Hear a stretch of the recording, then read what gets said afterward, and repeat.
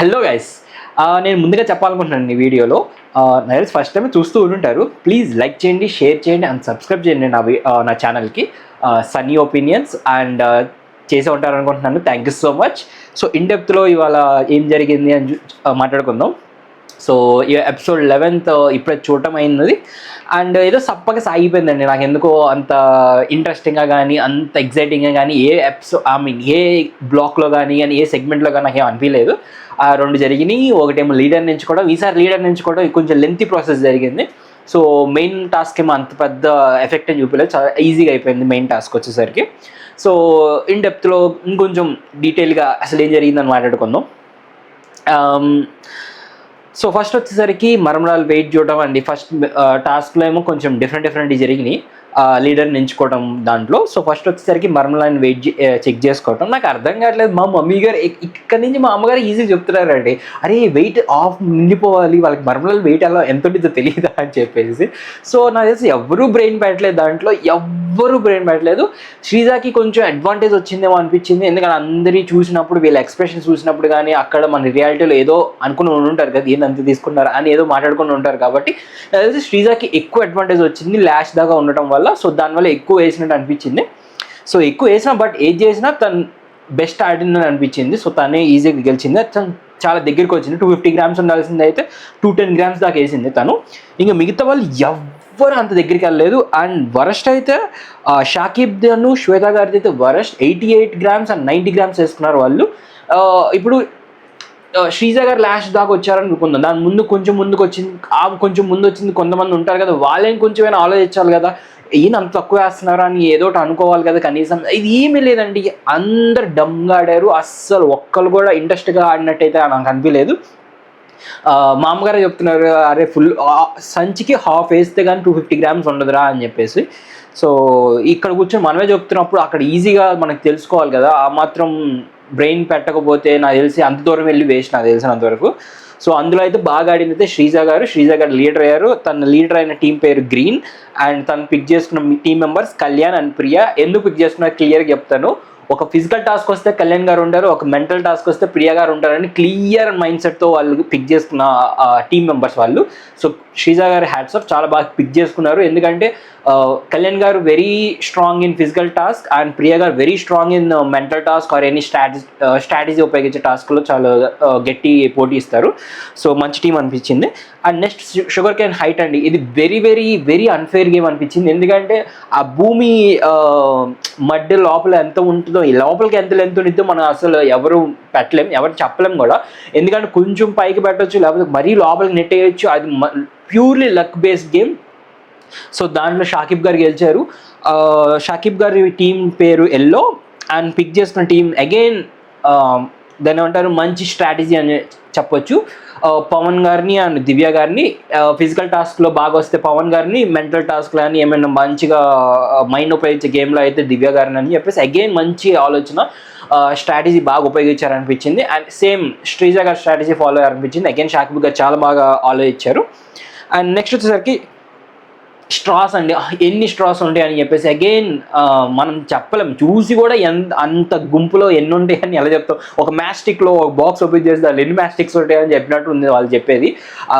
Very difficult task, అస్సలు again luck based గేమే. Again దీంట్లో 97 total straws ఉన్నాయి. దానికి దగ్గరగా పెట్టింది నాగా గారు అండ్ హరీష్ గారు. నాగా గారు 110 రాశారు అండ్ హరీష్ గారు 84 రాశారు. ఇద్దరి మధ్య సేమ్ డిఫరెన్స్ ఉండటం వల్ల ఇద్దరు పిక్ అయ్యారు. అండ్ వీళ్ళిద్దరికీ నాకు తెలిసి నాగా గారు ఎందుకు అంత ఇన్ఫ్లుయెన్స్ అయిపోతున్నారో అయితే నాకు క్లియర్గా అర్థం కావట్లేదు. నేను ఇంకా మంచి డిబేట్ జరిగిద్దేమో, మంచిగా మాట్లాడతామో. ఆ నాగా గారు ఎప్పుడు మాట్లాడతాం చూడలేదు, ఆ మాట్లాడుతాం ఇప్పుడు చూస్తామేమో, ఆ డిబేట్ ఇప్పుడు జరిగిద్దేమో అనుకున్నాను. ప్యూర్లీ ఫెయిల్ అయిపోయారు నాగా గారు. హరీష్ గారికి క్లియర్గా వన్ సైడెడ్ అయిపోయారు. రీజన్ కూడా జడ్జెస్ అండ్ శ్రీముఖి గారు కూడా వన్ ఆఫ్ ద రీజన్స్. ఎందుకు వాళ్ళు మాట్లాడుతున్నారు మధ్యలో నాకైతే అర్థమే కాలేదు. వాళ్ళు వచ్చేసరికి క్లియర్గా ఇన్ఫ్లుయెన్స్ చేశారు నాగా గారి మీద. నీకు లీడర్ అవ్వడానికి ఇంకో ఛాన్స్ వస్తుంది, హరీష్ గారు ఇంకొక ఛాన్స్ ఇవ్వబోతున్నారు అని చెప్పేసి. నేను ఇప్పుడు చెప్పలేదు కానీ నాకెందుకో జడ్జెస్ కానీ శ్రీముఖి గారు కానీ వీళ్ళందరూ కొంతమందికే ఫేవర్ చేస్తున్నారేమో క్లియర్గా అని అనిపిస్తుంది నాకు. దాంట్లోకి వచ్చేసరికి హరీష్ గారు ఒకళ్ళు, శ్రీజ గారు ఒకళ్ళు, మేబీ అనూష గారికి ఒకళ్ళు, లేకపోతే ఇట్లాంటి కొంతమంది ఉన్నారు పిక్ చేస్తాను. లాస్ట్ ఈ మొత్తం ఎపిసోడ్ అయిపోయిన తర్వాత లాస్ట్ వీటన్నిటి గురించి మాట్లాడతాను. బట్ ఎందుకో ఫేవర్ చేస్తున్నారు అనిపించింది నాకు, ఎందుకో క్లియర్గా.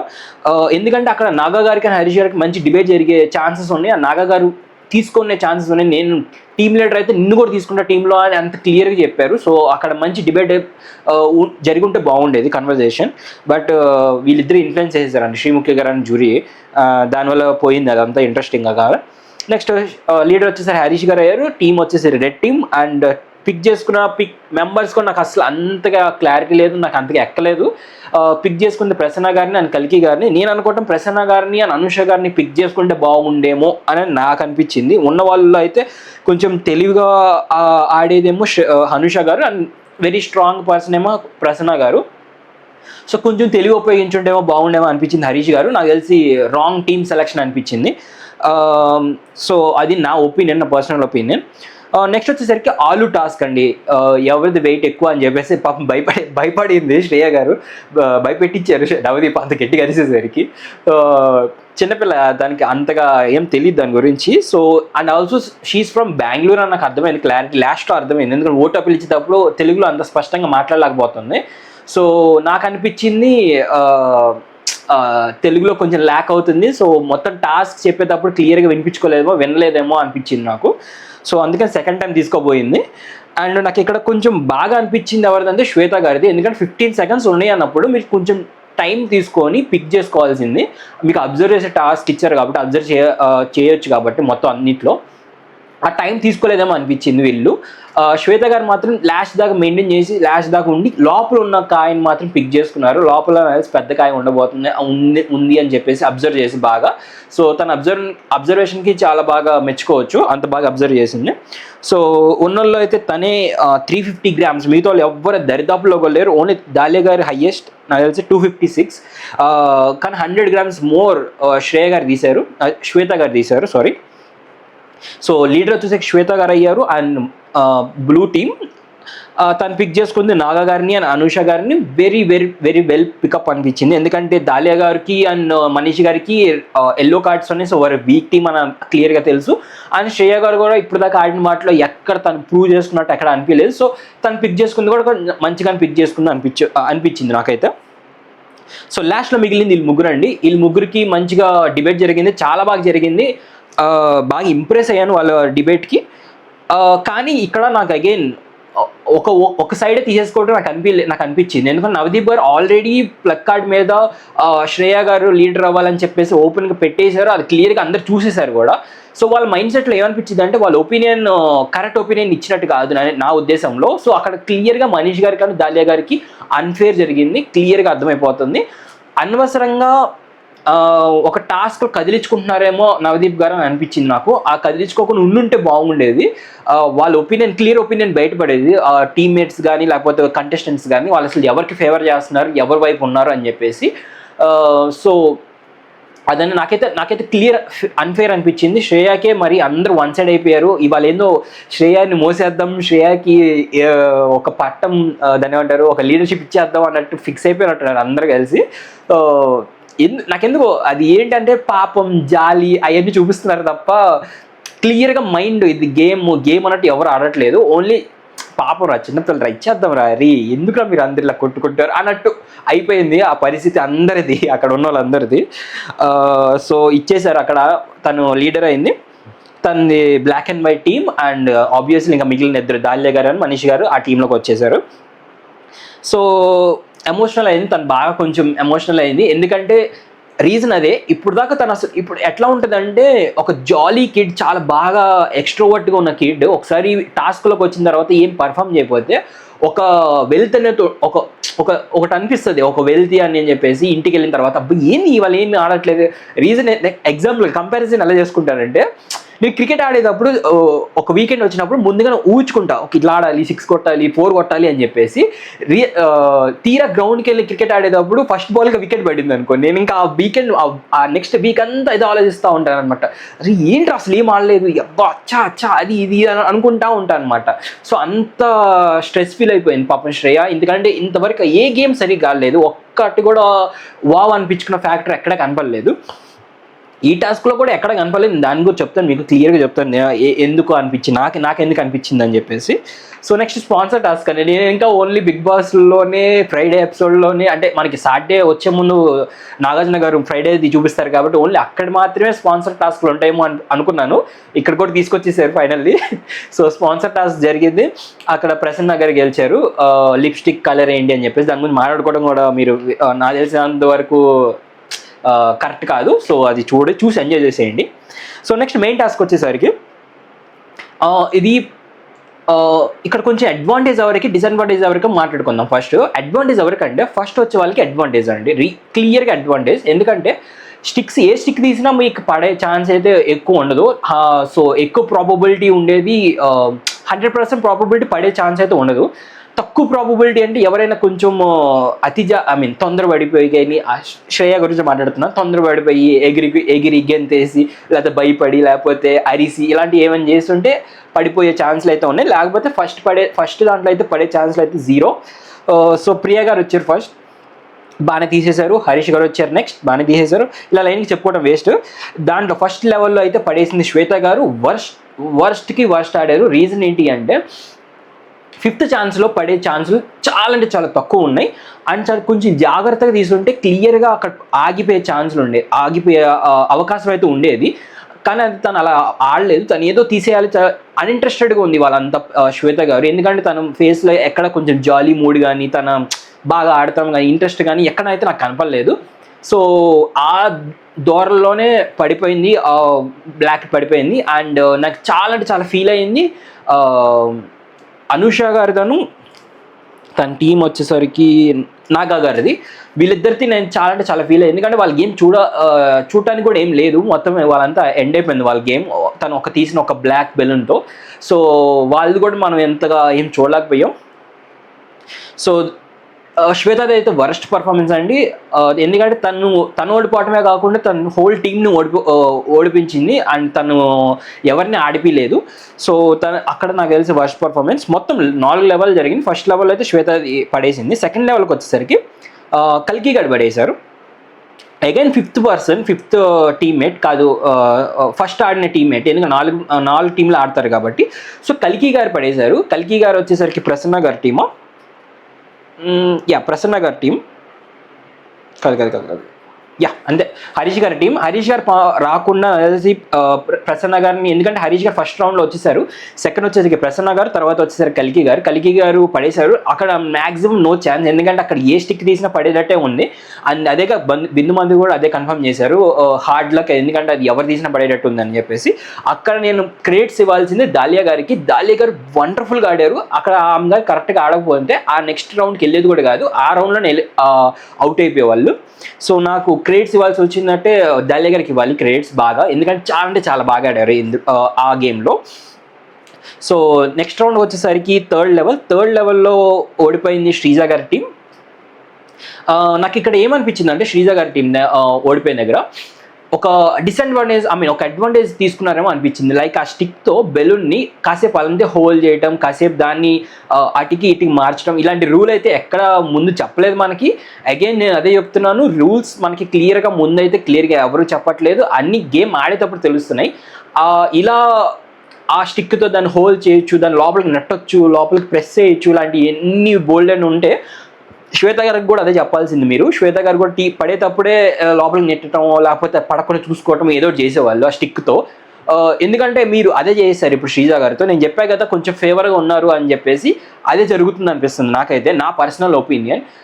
అక్కడైతే వదిలేసి ఉంటే మొత్తం తీసేసేయాలి పట్టుకోకుండా, అంతేగాని దాన్ని పట్టుకొని బెలూన్ని పట్టుకొని కాసేపు అంతే హోల్డ్ చేయటం, దాని లోపలికి నడతాం, దాన్ని కొంచెం పైకి నడతాం. అండ్ ఇంకా ఎంకరేజ్ చేస్తున్నారు బిందు మాధవి గారు కానీ, మిగతా టీమే జ్యూరీ కానీ వీళ్ళందరూ. సో అది కొంచెం అన్ఫేర్ అనిపించింది నాకైతే. అండ్ చెప్పాక ఫేవర్గా సైడ్ తీసుకుంటున్నారు అనిపిస్తుంది. సో దట్స్ వెరీ రాంగ్ నా ఉద్దేశం ప్రకారం. ఇంకా లాస్ట్ రౌండ్ వచ్చేసరికి 2 టీములు మిగిలినాయి. శ్రేయ గారి టీం ఒకటి, షాకిబ్ గారి టీం ఒకటి. అండ్ మంచి హోరాహోరీగానే జరిగింది. లాస్ట్ లెవెల్ అయితే చాలా అంటే చాలా లెంత్ వరకు వెళ్ళింది. ఇక్కడ నేను ఇంతకుముందు లెవెల్లో నేను కొంచెం చెప్పాల్సింది, ఈ లెవెల్ అయినా ఇంతకుముందు లెవెల్ అయినా నేను చెప్పాల్సింది ఇద్దరి గురించి. ఒకటి శ్రేయ గారి గురించి, ఒకటి షాకిబ్ గారి గురించి. శ్రేయ గారి గురించి చెప్తాను ఫస్ట్. చిన్నపిల్ల అండి, ఇమ్మెచ్యూర్, క్లియర్గా అర్థమైపోతుంది. తనకి ఏంటంటే గెలవాలని ఒక ఆసక్తి ఉంది తప్ప దానికి ఫోకస్ కానీ దాని మీద ఎంత ఎగరకూడదు అనే ఒక మైండ్ కానీ ఇలాంటి ఏం పెట్టట్లేదు. తను జస్ట్ గెలిచేసాం, ఆడేసాం, మేము దూకేసాం అంటే ఒక ఫ్లోలో వెళ్ళిపోతుంది తను.